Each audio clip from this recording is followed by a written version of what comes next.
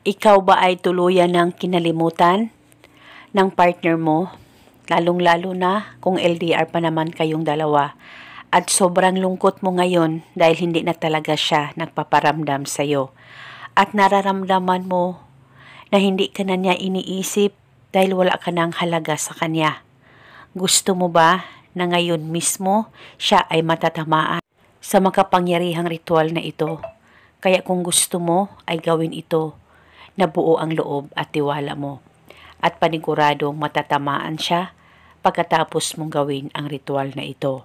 Basta gawin ito sa mabuti at hilingin ng buong puso. At paniguradong siya ay magmamadaling tatawag sa iyo.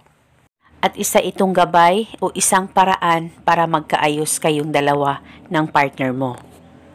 Ang gagawin mo lamang para ikaw ay tawagan para magpaparamdam ang partner mo sa iyo sa matagal na panahon ay gawin ito.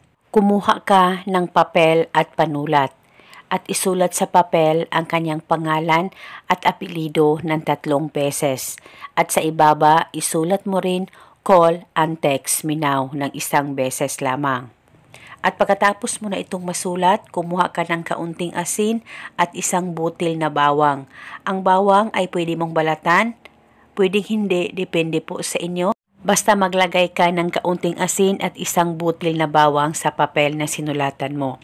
At pagkatapos, balutin mo ito, sabay mong balutin ang asin at ang bawang. At pagkatapos, kimkimin mo muna ito saglit, ipikit ang mga mata mo, mag-focus at mag-concentrate ka at ibulong mo ang mga salitang ito. Pangalan at apelido, ngayon mismo, ikaw ay tatawag at magpaparamdam sa akin. Ibulong mo lamang ito ng paulit-ulit kahit ilang beses.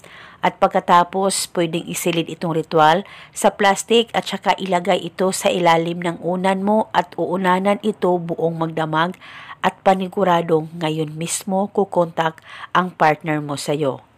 At uunanan ito hanggang kailan mo gusto. At kung naging okay na kayo at palagi na siyang tumatawag sa iyo, ay pwede mo nang sunugin ang papel at itapon ang asin at ang bawang.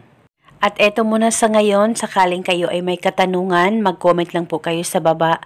Maraming salamat po sa panunood. May God bless us all.